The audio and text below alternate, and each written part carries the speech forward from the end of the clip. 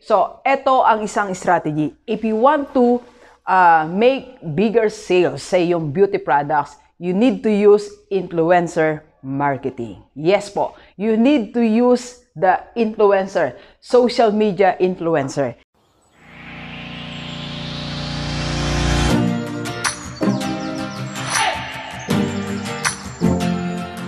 Positive Day, Delivers. This is Dr. Gigi Disunga from I Can Change Project. Magandang umaga sa lahat ng mga Delivers natin. And doon sa first time po tayo panood sa aking YouTube channel, thank you very much. Please subscribe, click na po yan, Doc Gigi Sunga. And sa lahat ng gustong magpa-coach kay Doc, or if you want to start, advertise, or improve your business, or you want speaker, or you need a speaker for your webinars, and you want to join the lineup of investors ng Rockstar Holding Corporation and Rockstar Beauty, just PM me sa aking personal FB. Nandiyan lang. Alright, so bakit nga ba mabili ang mga beauty products? Napapansin nyo ba? Pinagkakaguluhan yan kahit saan. Pag nagpunta ka sa mall, pag nagpunta ka sa mga tindahan, or pag nakita mo sa social media, nakita mo, mabili talaga. And even tayo lahat, di ba? Ordinaryong tao, bumibili talaga tayo ng mga beauty products. And alam nyo ba, na isang marketing strategy ang ginagawa nila para mabili ang mga beauty products.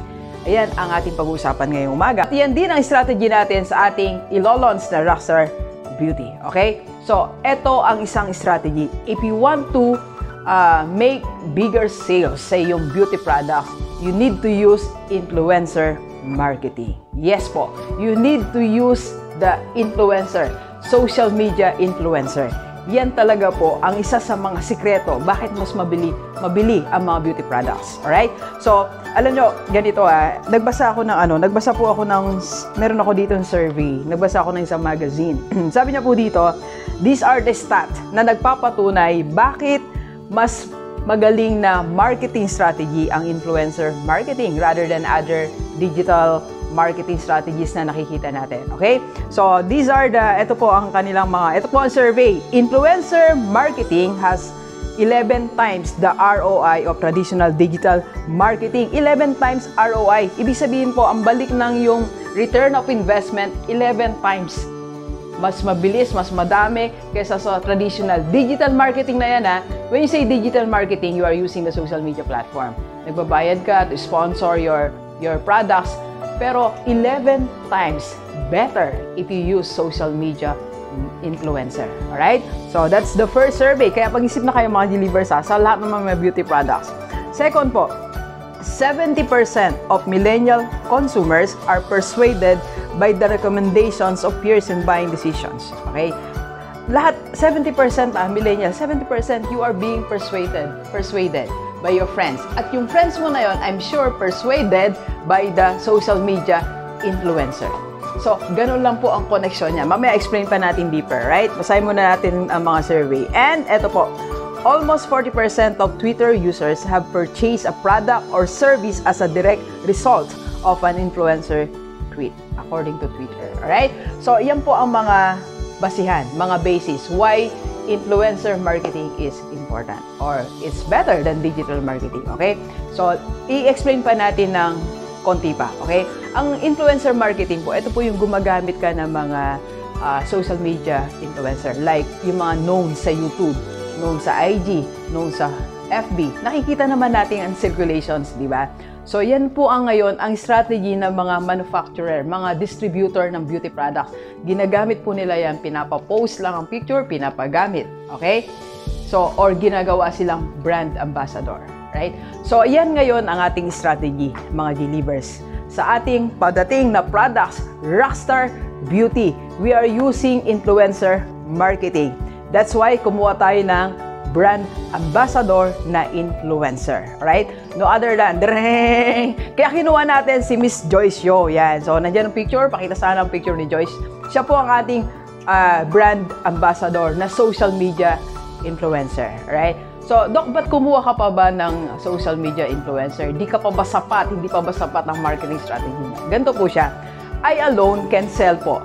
Kaya naman nating magbenta ng mga beauty products natin. In fact, when I started announcing na, okay, maglalabas kami ng beauty products and magkakaroon tayo ng beauty center. So, madami na nag-message sa atin. Sobrang actually madami po. So, I can sell the product alone.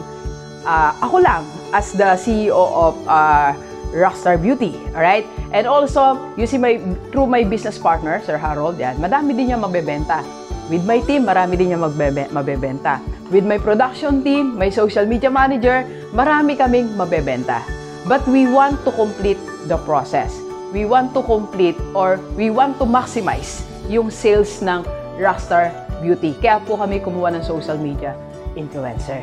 Okay? So kung let's say makakuha kami ng 50% ng share dun sa target namin sales, makakuha kami through me and my partners and my team, makakuha kami let's say 70% of our target sales.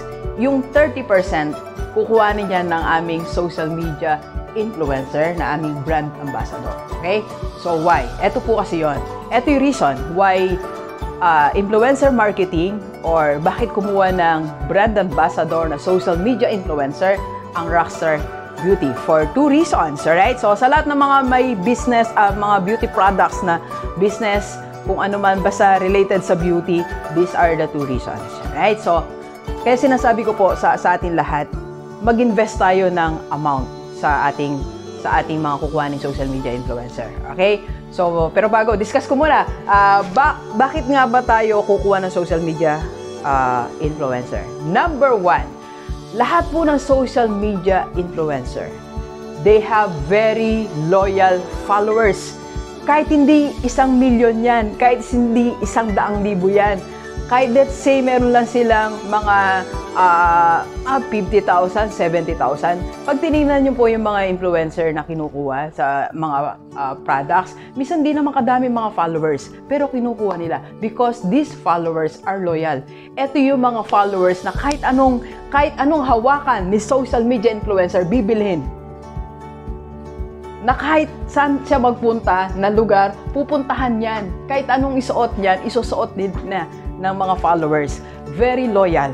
Pag galing sa YouTube, pag galing sa IG, pag galing sa Facebook, lahat ng tagasunod niyan, loyal yan. And I experience po, ako personal na experience ko yan, lahat ng mga followers ko, very loyal yan.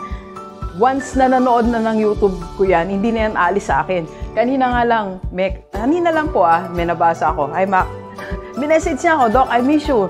Ganon, di ba? Very loyal. Kahit na naging busy siya sa business niya, busy siya sa work, from Canada po kasi siya.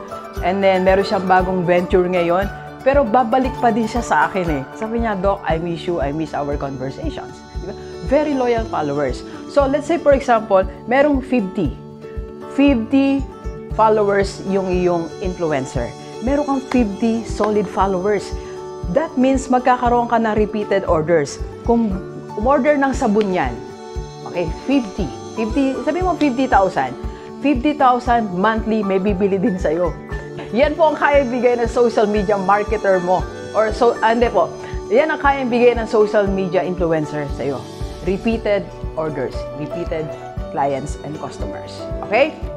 And second, dahil po loyal followers nga po yan. So, 50,000. Yung 50,000 na yan, siguro mga 70%, okay?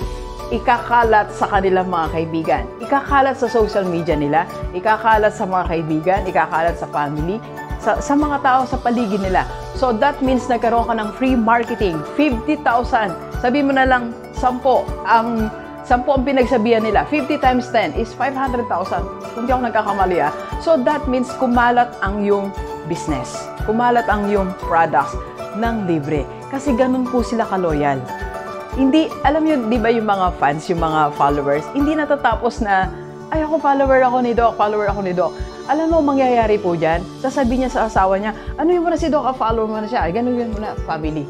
Kasi na-experience ko din po yan dahil kahapon, eto. Galing dito, meron ako isang deliver, si Ma'am Pilar. Hi, Ma'am Pilar. Mag-asawa sila. Hindi ko na maadaman kung sino nauna sa kanila na naging follower ko. Pero naging solid sila. Then, yung isa ko naman po na follower din from other country. Yung anak niya, nagpunta pa dito, naging follower ko na rin. Kasi nga po, ganun sila kaloyal. Gusto nila pati friends nila, susundan ka rin nila. Gusto nila pati jowa nila, susundan ka rin. Pati family, okay? So, that means po, pag bumili sila ng product sa'yo, 10 times, mamamarket yung product mo. Isn't that amazing? Nakalibre ka po ng ng marketing. Dok, paano naman ako paano naman ang expenses? Ganito po. Alam nyo, maraming paraan para kumuha ka ng influencer marketer. Para kumuha ka ng social media influencer. Maraming paraan. Unang-una, may mga po yan pwede naman pakiusapan mga yan. Napakabait naman ng mga yan kasi nasa social media talaga sila. Alam nila yung kalakaran. Una, if you have money, may budget ka talaga sa marketing, bayaran mo sila. Pwedeng one time. One time, i-post mo tong picture ko. So, pwede ba? Gamitin mo, i-try mo. So, pwede po yun. Okay? So, may mga one-time payment na pumapayag. So, depende po yan mga 50,000 siguro, mga 20. Depende po yan. Okay? Or second, pwede naman kausapin mo. Pwede ba for the meantime, free muna? Bigyan muna kita ng 1 month supply. 1 month supply na sabon ko, i-post mo siya, gamitin mo siya. Okay? So, pag bumenta na, dun kita babayaran. Okay? Or, meron din naman nakikipag-contract na exclusive. For example, exclusive ka, hindi ka gagamit ng ibang sabon basta merong vitamin E or gluta na sabon, hindi ka mag-endorse ng iba. Okay? So, ganun po. And other deals na pwede niyong pag-usapan. Basta i-open mo lang, maging tapat ka lang sa kanya, ito lang budget namin, this is how we want to do it. Tapos siya din naman, so pwede kayong mag-usap. Or pwede mo siyang bigyan ng share ng yung beauty products kung nag-start ka pa lang, something like that. There are many ways to negotiate. Okay? Mahalaga lang mag-even ka. Para siyang win-win situation. Panalo ka as owner of beauty products, panalo din naman siya as influencer. Okay? So, G-Libers, yan po ang isang paraan para mabilis kumita, mabenta ang ating mga beauty products. Okay? And salamat sa aming brand ambassador, social media influencer, Joshua. Okay? Alright, so please share this video sa lahat ng mga... by the way, sa mga gusto palang mag-join sa Rockstar Beauty namin, if you want to buy shares of stock or mag-invest ka, message mo lang ako dyan sa aking personal FB. Okay? Alright, so please share this video sa lahat ng maibigan natin, kahit OFW o dito sa Pilipinas, para sama-sama tayo mabago at mula dating buhay. Thank you very much, G-Libers. Enjoy the rest of the day and let's go, let's go.